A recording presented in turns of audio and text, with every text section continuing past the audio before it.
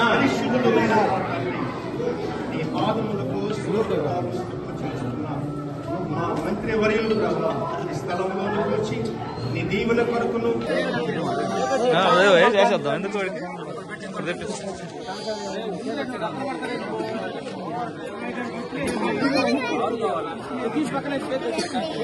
సచ్చి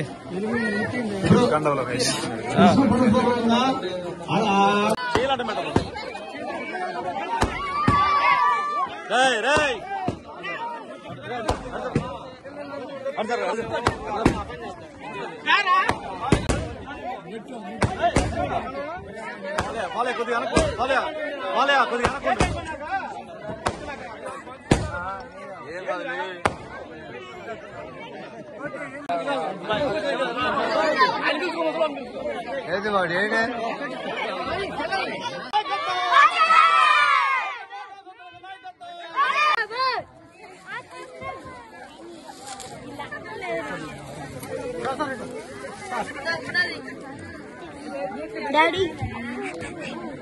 మొన్న నేను పోయినసారి వచ్చినప్పుడు ఇక్కడ మీటింగ్ పెడితే కూడా ఎంతో మంది అందరూ కూడా కలిసికట్టుగా ఒక పద్ధతి ప్రకారంగా అందరు పేదవాళ్ళు కూలి పని చేసుకున్న రైతులుగా చేసుకుంటున్న ఒక ఆప్యాయత అనేది మీ దగ్గర ఉంది. తప్పకుండా ఊర్లో వాళ్ళకి ఏం చేస్తామో ఏమో అనేది తర్వాత పెట్టండి. మన దానికి మన వార్డుకి మాత్రం 100% మీకు ఏ ఇబ్బంది రాకుండా తప్పకుండా కూడా మనం వచ్చిన తర్వాత మన ప్రభుత్వం వచ్చిన తర్వాత ఫస్ట్ మన వార్డు మెంబర్ తోటి మళ్ళా మీతో కూర్చొని ఇక్కడ ఉండే సమస్యలు ఏమున్నాయి అనేది ఏదైనా అవ్వచ్చు, రోడ్లు కావచ్చు, మీరు ఏది కోరితే అది తప్పకుండా మన వార్డుకి మాత్రం నేను తప్పకుండా మా వంతు నేను కృషి చేస్తానని చెప్పేసి కూడా మీ అందరికీ మరోసారి మీ అందరికీ తెలియజేస్తా ఉన్నా. కాబట్టి మీరు అందరూ తెలియజేస్తున్నాను. ఆయన ఎంతో బిజీగా ఉన్నా కూడా ఈ కార్యక్రమానికి ఇక్కడ రావడం ఈ కాలనీ కోసం అదృష్టంగా భావిస్తాను. రాబోయే రోజుల్లో మీ అందరి ఆశీస్సులు దామచర్ల జనార్దన్ గారికి కావాలని మనస్ఫూర్తిగా కోరుకుంటూ సెలవు తీసుకుంటాను.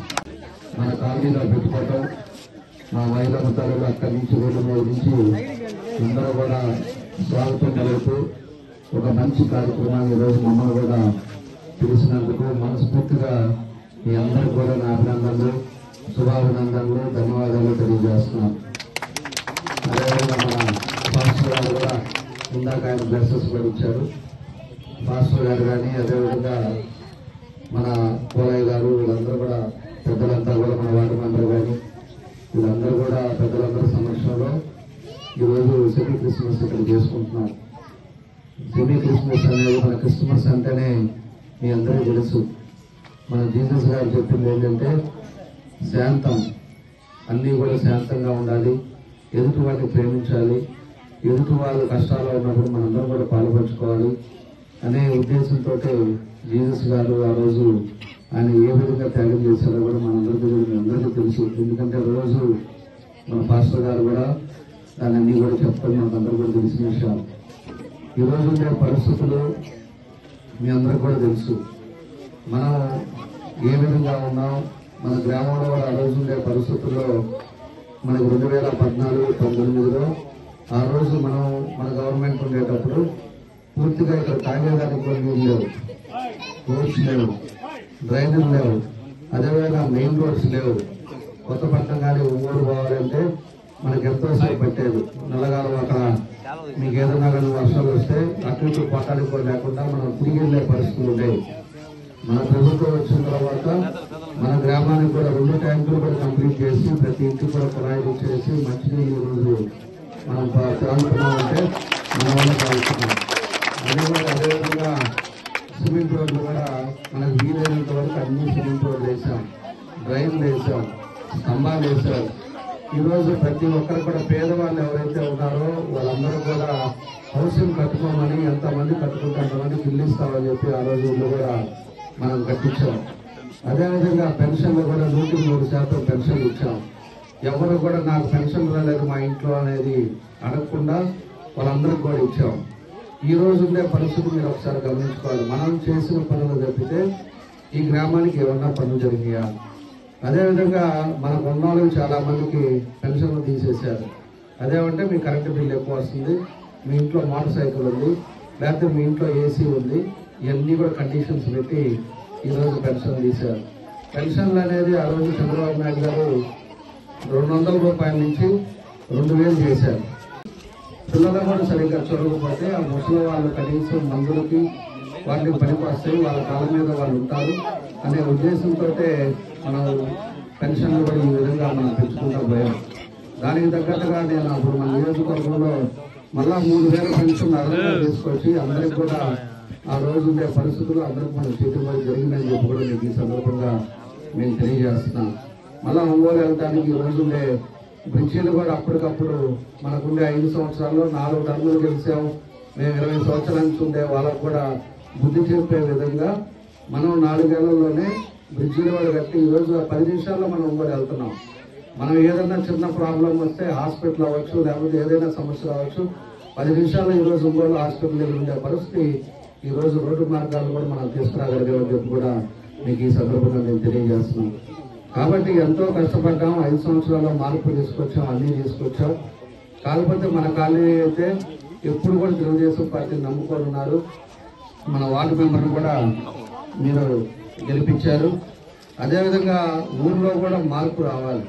ఊర్లో కూడా ఈరోజు ప్రతి నీళ్లు తాగుతున్నారు అంటే ఈరోజు మనం చేసిన పనుల వల్లే.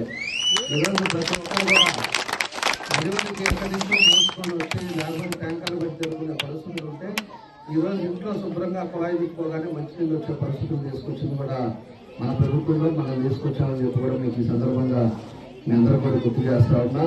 ఇంకా ఏదైతే మిగిలినాయో అవి రేపు వచ్చేది మన తెలుగుదేశం పార్టీ 100% తెలుగుదేశం పార్టీ మనం గెలుస్తా ఉన్నాం.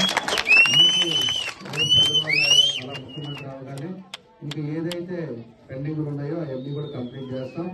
ఈ రోజు కొత్తపట్నం కూడా మనకు అల్లూరు నుంచి కొత్తపట్నం పల్లిపాలెం వరకు ఆ రోజు దీన్ని కూడా 10 మీటర్స్ రోడ్ వేసి శాంక్షన్ చేయడానికి ఆ రోజు పెట్టాం. అది ఫైనాన్స్ లో ఆగింది. ఆ బ్రిడ్జి కూడా మనం 18 కోట్లు పెట్టి బ్రిడ్జి కడితే ఆ బ్రిడ్జి ఈ రోజుకి కూడా మనం ఏం పని చేసామో దానికి ఉన్న తప్పితే ఈ రోజు ప్రత్యేకంగా 4.5 సంవత్సరంలో 1 సంవత్సరం నేను మంత్రిగా ఉన్నాను, లేకపోతే నేను 5 సార్లు గెలుచుకునే వాళ్ళు కూడా ఎవరు కూడా ఏం చేయలేకపోయారు. రేపు వచ్చిన మన ప్రభుత్వం వచ్చిన తర్వాత వాళ్ళు కూడా మనం చేసుకోగలిగాం. నేను తెలియజేస్తున్నా, రేపు మన ప్రభుత్వం వచ్చిన 6 నెలలకి ఆ బ్రిడ్జి కంప్లీట్ చేస్తాం. అది తాళ వేసేది కూడా మన వల్లే అవుతుంది, వీళ్ళ వల్ల కూడా కాదని చెప్పి కూడా మీకు ఈ సందర్భంగా నేను తెలియజేస్తాను. ఈరోజు వర్షాలు పడితే కూడా ఏ విధంగా ఇబ్బందులు పడుతున్నామో మనం చూసాం. పల్లిపాలెం వరకు మళ్ళా మొన్న వచ్చి ఒక రాయి వేశారు ఆయన. ఏది 4.5 సంవత్సరాలు అయిపోయిన తర్వాత ఇప్పుడు అక్కడి నుంచి 2.5 కోట్లతోటి రోడ్డు వేస్తున్నామని చెప్పి రేటు శంకుస్థాపన చేస్తారు. ఈరోజు లాస్ట్కి వచ్చే శంకుస్థాపన తప్పితే ప్రారంభోత్సవాలు లేవు. ఆ ప్రారంభోత్సవాలకు కూడా ఆయన దోచుకునేది లేదు, జరిగేది లేదు. కాబట్టి ఇప్పుడు ఏదో మేము శాంక్షన్ చేసామని చెప్పి శంకుస్థాపన వాళ్ళ వరకే ఆయన పరిమితం అయ్యాడు. మనం శంకుస్థాపన చేసాం, ప్రాజెక్టు బ్రిడ్జిలు కంప్లీట్ చేసాం, కంప్లీట్ చేసి ఓపెన్లో కూడా చేసాం. ఈరోజు అందరూ ప్రజలు పోయే విధంగా మనం పనులు చేసామని చెప్పి కూడా మీకు ఈ సందర్భంగా నేను గుర్తు చేస్తా ఉన్నాను. కాబట్టి ఏదైనా కూడా చిత్తశుద్ధితోటి మనం అన్ని ప్రాంతాలలో ఎవరు ఏ విధంగా ఇబ్బందులు పడుతున్నారో అవన్నీ కూడా గమనించి ఇలాంటివన్నీ కూడా కార్యక్రమాలు ఆ రోజుల్లో 2600 కోట్లు పనిచేసాం మన నియోజకవర్గానికి. అలాంటి పనిచేసి మన నియోజకవర్గాన్ని టౌన్లో ఏ మూలకు పోయినా ఒక మార్పు తీసుకొచ్చి ఈ విధంగా మన కార్యక్రమాలన్నీ కూడా మనం ఆ రోజుల్లో చేయగలిగామని చెప్పేసి కూడా అందరూ కూడా నేను తెలియజేస్తా ఉన్నా. కాబట్టి ఏం పెద్దనా అదే రాష్ట్రంలో బాబు గారు అంటే మనం అంటే ఆయనకు ఒక ఎఫెక్షను. నేను ఏది అడిగినా కాగితం చూడకుండా అప్పుడు మన చంద్రబాబు నాయుడు గారు అన్ని కూడా శాంక్షన్లు చేశారు. ఒక్క బ్రిడ్జి ఆగింది మనది, అన్ని బ్రిడ్జిలు మనమే కట్టాం. 4 సార్లు 5 సార్లు గెలిచాననేది కాదు గొప్ప, ఎన్నిసార్లు గెలిచాము, ఎన్నిసార్లు ఉన్నాము, ఎన్నిసార్లు ఆడుకున్నాము అనేది కాదు గొప్ప. ప్యాకాట ఆడతామా, ఇంకోటి ఆడతామా కాదు. మనకి చేసామా, ప్రజలు ఇబ్బంది లేకుండా ఉన్నారా అనేది ఇంపార్టెంట్. ప్రజలందరికీ వాళ్ళకి ఇబ్బంది లేకుండా సౌకర్యాలు కల్పించావా అనేది మనకి ఇంపార్టెంట్. ఆయన మనం చూస్తే చెప్తున్నాడు, నేను ప్యాకాట్ ఆడుకుంటాను, లేకపోతే క్యాష్ను ఆడతాను అని ఆయనే చెప్పుకుంటున్నాడు. ఇంకో మాట కూడా చెప్తున్నాడు, నేను మంత్రిగా ఉన్నప్పుడు అంతా లంచాలు తీసుకున్నానని ఆయనే చెప్తున్నాడు. ఈ రకంగా దాదాపు పోయింది. నేను అదే చెప్పా వైఎస్ఆర్ చూపించరా ఎడన్నా హైదరాబాద్లో హాస్పిటల్కి ఎందుకురా ఎవరు అడిగారా ఇప్పుడు తిన్నారనో లేకపోతే ఇంకోటానో ఆయనే క్వశ్చన్ వేసుకుంటా ఆయనే ఆన్సర్ చెప్పుకుంటా ఈ రకంగా ఎందుకు ఆ పద్ధతులు చేసుకుంటున్నాడో మనకు అర్థం కదా. ఆయన పాపాలు చేసిన దానికి వాళ్ళకే దేవుడు అనేవాడు ఉంటాడు, తప్పకుండా దాన్ని అనుభవించి తీరాలి ఎవరైనా కూడా. కాబట్టి పాపాలు ఎక్కువ చేశారు, అది అనుభవించే రోజులు వచ్చినాయి కాబట్టి వాళ్ళ నోటి నుంచి చేసిన తప్పులు కూడా చెప్పుకునే పరిస్థితి వస్తుందని చెప్పేసి కూడా ఈ సందర్భంగా నేను తెలియజేస్తా ఉన్నా. కాబట్టి ఏదైనా ఇవాళ క్రిస్మస్ సందర్భంగా రేపు మనకి సోమవారం అనుకుంటాం క్రిస్మస్, సోమవారం అందరి ఇళ్లలో సంతోషంగా ఉండాలి. మన యేసునాథుడు దీవెనలతో అన్ని కుటుంబాలు సంతోషంగా ఉండాలి, ఆరోగ్యవంతంగా ఉండాలి. వాళ్ళు చేసే పనుల్లో కూడా ఆ భగవంతుడి ఆశీస్సులతోటి అందరం కూడా ముందుకెళ్ళాలి. ఎందుకంటే భగవంతుడి ఆశీస్సులు లేని ఎవరు ఏం చేయలేము. అది యేసుక్రీస్తు అవ్వచ్చు, లేకపోతే మన వెంకటేశ్వర స్వామి అవ్వచ్చు, లేకపోతే అల్లా అవ్వచ్చు, ఎవరైనా కూడా దేవుడు ఎవరి కొలువులు వాళ్ళు కొలుస్తూ ఉంటారు. కాకపోతే దేవుడు ఇచ్చే మార్గాలను బట్టి, దేవుడు ఇచ్చే మనం చేసే మంచి పనులను బట్టి, దేవుడు ఇచ్చే ఆదరణతో మన కుటుంబాలు కానీ అందరం కూడా చల్లగా ఉండాలి. అంటే మనం చేసే పనులు బట్టే మనకు ఉంటాయని చెప్పి కూడా ఈ సందర్భంగా మీ అందరికీ కూడా నేను తెలియజేస్తా ఉన్నా.